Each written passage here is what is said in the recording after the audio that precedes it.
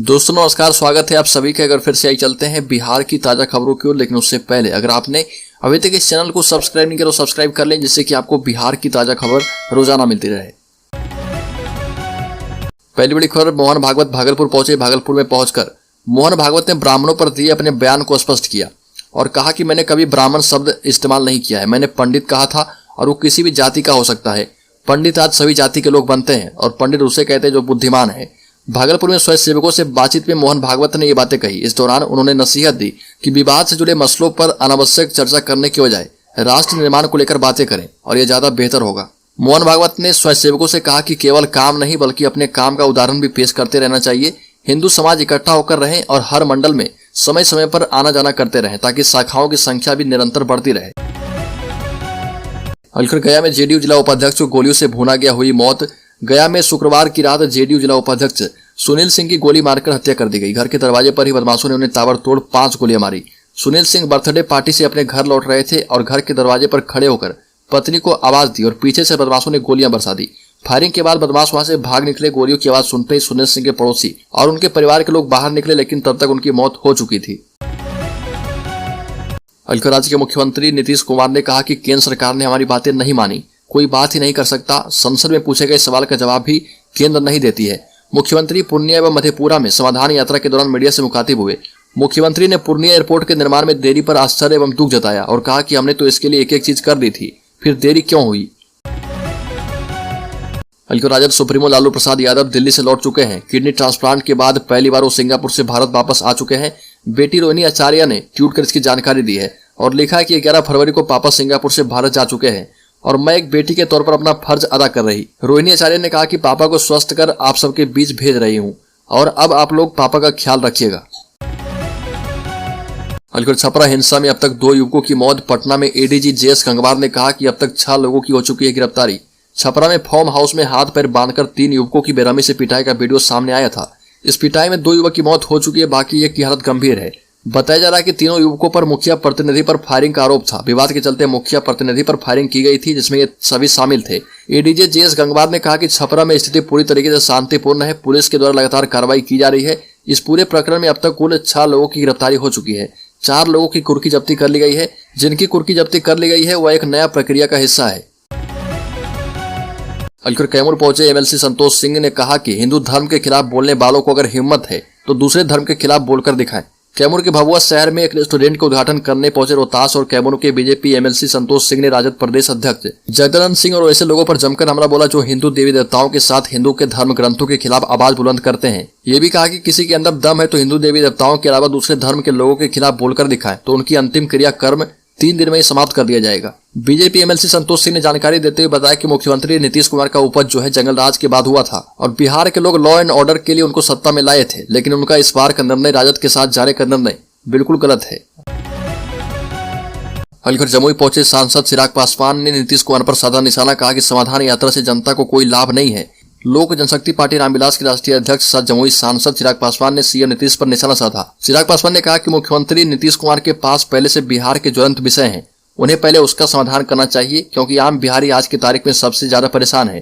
वो बढ़ते अपराध को लेकर परेशान है। चिराग पासवान ने कहा कि बक्सर में किसान पिछले 100 दिनों से धरने पर बैठे हैं, इसका कोई समाधान उनके पास नहीं है। बिहार में आए दिन पेपर लीक के मामले आते हैं, क्या इसका कोई समाधान मुख्यमंत्री के पास है?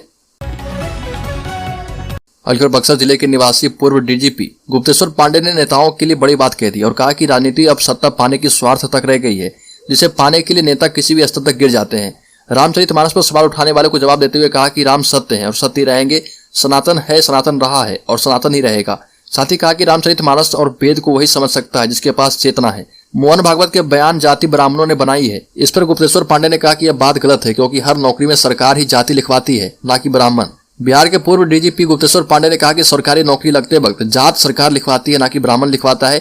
जाति व्यवस्था को बरकरार रखने के लिए सरकार ही जिम्मेदार है।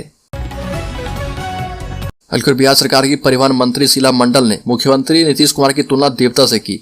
मंत्री का कहना है कि मुख्यमंत्री जी ने महिलाओं के लिए जो काम किए हैं वो उनके लिए देवता जैसे हैं। नीतीश कुमार जी का नाम स्वर्ण अक्षरों में लिखा जाएगा।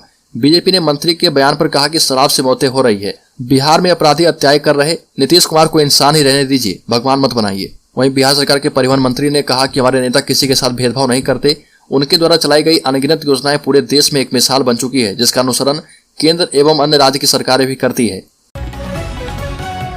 बेतिया नगर निगम में शामिल ग्रामीण में लगेगा स्मार्ट मीटर। बिजली विभाग के द्वारा प्रीपेड मीटर लगाने की तैयारी हो चुकी है पूरी। शहर में पिछले 3 वर्षों से जारी है काम। बेतिया नगर निगम के शहरी क्षेत्र में स्मार्ट प्रीपेड मीटर लगाने के साथ अब नगर निगम में शामिल हो चुके बेतिया प्रखंड के पूर्व पंचायत क्षेत्रों में भी स्मार्ट प्रीपेड मीटर लगाए जाएंगे।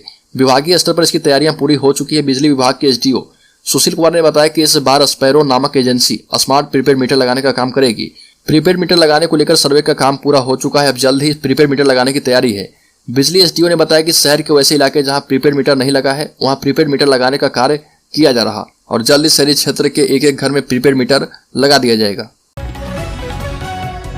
बिहार के उप मुख्यमंत्री तेजस्वी यादव ने कहा कि केंद्र की सरकार क्षेत्रीय दलों को खत्म करना चाहती है। यह बात हम लोग पूर्णिया में महागठबंधन की हो रही रैली में लोगों के बीच रखेंगे। भाजपा के लोग धर्म के नाम पर खेल करना चाहते हैं। तेजस्वी यादव ने कहा कि भाजपा के द्वारा संविधान को कमजोर करने का प्रयास किया जा रहा। इस बार के केंद्रीय बजट में बिहार को ठगा गया है। साथ ही कहा कि दरअसल भाजपा को 2024 के आम चुनाव में हार का डर सता रहा। उनके आंतरिक सर्वे के मुताबिक भाजपा को केवल 3 एवं गठबंधन को 37 सीटें मिल रही है। राज्य में उपेंद्र कुशवाहा के बयान से जारी उठापटक के बीच जीतन राम मांझी ने भी तीखा हमला करते हुए कहा कि उनके बयानों से पता चल रहा कि कुशवाहा के मन में कुछ और पाल रखा गया है। नीतीश कुमार के बयान के बाद उनको लग रहा है कि उनका पत्ता साफ हो गया है। ऐसे में वो और भी बढ़ चढ़कर बयान दे रहे हैं। ये भी कहा कि अगर किसी नेता को कोई परेशानी हो तो सीधे मुख्यमंत्री से बात करनी चाहिए, ना कि मीडिया के सामने जाकर बयानबाजी करनी चाहिए। जीतन राम मांझी ने कहा कि राज्य में गठबंधन की सरकार को गिराने की लगातार कोशिश चल रही है। ऐसे ही किसी साजिश का शिकार उपेंद्र कुशवाहा हो चुके हैं। वो किसी खास के कहने पर गठबंधन में दरार डालने की कोशिश कर रहे हैं। बिहार के डॉक्टर और नर्सों के लिए बड़ी खुशखबरी। तेजस्वी यादव ने पोस्टिंग को लेकर कर दिया बड़ा ऐलान। स्वास्थ्य सेवा में काम करने वाले डॉक्टर और नर्सों को उप मुख्यमंत्री ने होम डिस्ट्रिक्ट में पोस्टिंग की बड़ी सौगात देने की घोषणा कर दी है। साथ ही नर्सों के एएनएम का स्टेट कैडर भी बनाया जा रहा। इस कैडर के तैयार होने से एएनएम का अलग कैडर हो जाएगा। साथ ही इनको गृह जिला में पदस्थापित भी किया जाएगा। तेजस्वी यादव ने कहा कि राज्य में स्वास्थ्य सेवा को सशक्त बनाने के लिए सभी प्रकार के 1,60,000 चिकित्सकों, नर्सों और पारा मेडिकल स्टाफ की नियुक्ति की जाएगी। उप मुख्यमंत्री तेजस्वी यादव ने फाइलेरिया की सर्वजन दवा सेवन अभियान की शुरुआत करते हुए कहा कि गृह जिले में पदस्थापित चिकित्सक एवं नर्स पूरी तरह से बिहारी सम्मान के लिए काम करेंगे तो मरीजों को अधिक से अधिक लाभ होगा। पटना के गर्दनी बाग में दूसरे दिन एसटीईटी अभ्यर्थियों ने धरना दिया और कहा कि नौकरी के इंतजार में जवानी जल गई है। बिहार की राजधानी पटना स्थित गर्दनी बाग में दूसरे दिन अभ्यर्थियों का धरना प्रदर्शन जारी है और धरना स्थल पर एसटीईटी 19 मेरिट अभ्यर्थियों के द्वारा सरकार की गलत शिक्षा नीति, डिग्री लाओ नौकरी पाओ के विरोध में नंग धड़ंग प्रदर्शन किया गया। एसटीईटी 19 मेरिट के छात्र नेता रूपेश सिंह ने कहा कि सरकार चुनावी सभा में नौकरी बांटना बंद करे, रूल बुक कैबिनेट में पास करे और जल्द से जल्द शिक्षक अभ्यर्थियों को स्कूल में भेजे। वहीं अभिषेक कुमार झा ने शिक्षा मंत्री के प्रमोशन एवं वेतन संरक्षण नीति का विरोध करते हुए कहा कि पहले 30,775 मेरिट लिस्ट में चयनित हुए अभ्यर्थी की नियुक्ति सुनिश्चित करे। अभ्यर्थियों ने कहा कि अगर सरकार ये दोनों नीति लागू नहीं करेगी तो हजारों अभ्यर्थी नौकरी से वंचित हो जाएंगे और जो हम भर्ती होने नहीं देंगे, चाहे विधानसभा का घेराव ही क्यों ना करना पड़े। आईजी विकास वैभव की मुश्किल बढ़ गई है। डीजी ने भेजा नोटिस, खाली देने के आरोप पर 24 घंटे में मांगा स्पष्टीकरण। अग्निशमन एवं होमगार्ड सर्विसेज के आईजी विकास वैभव के द्वारा ट्विटर पर डीजी शोभा अहोटकर पर अपशब्द बोलने का आरोप लगाने के बाद उपजा विवाद जारी है। इस घटना के बाद डीजी शोभा अहोटकर ने आईजी विकास वैभव को नोटिस भेजकर 24 घंटे के अंदर स्पष्टीकरण मांगा है। आईजी पर डीजी की छवि धूमिल करने का आरोप लगाया गया है और इसके अलावा ट्वीट में डीजी की बात रिकॉर्ड करने का हवाला देते हुए इसे गोपनीयता का उल्लंघन का दोषी माना गया है। साथ ही यह भी पूछा गया कि क्यों नहीं आपके इस आचरण के लिए अनुशासनिक कार्रवाई की अनुशंसा राज्य सरकार से की जाए। 12 फरवरी को बीपीएससी पीटी परीक्षा पहली बार निगेटिव मार्किंग भी होगी। 4,34,661 परीक्षार्थी शामिल होंगे और बिहार लोक सेवा आयोग की 67वीं प्रारंभिक परीक्षा में प्रश्न पत्र लीक होने और सभी परीक्षा केंद्रों को रद्द करने के साथ पुनर्परीक्षा लेने से न सिर्फ छात्र छात्राओं को काफी परेशानी हुई थी बल्कि बिहार लोक सेवा आयोग की भी खूब फजीयत हुई थी। परीक्षा के बाद जिस तरह से 9 प्रश्नों के उत्तर आपत्ति के बाद बदले गए, उससे भी साफ हुआ कि 150 सवाल भी ठीक से नहीं पूछ पाता है बिहार लोक सेवा आयोग। तब एक प्रश्न के बदले में 15 और रिजल्ट भी देना पड़ा था। इसको लेकर छात्र छात्राओं का आंदोलन लगातार चला।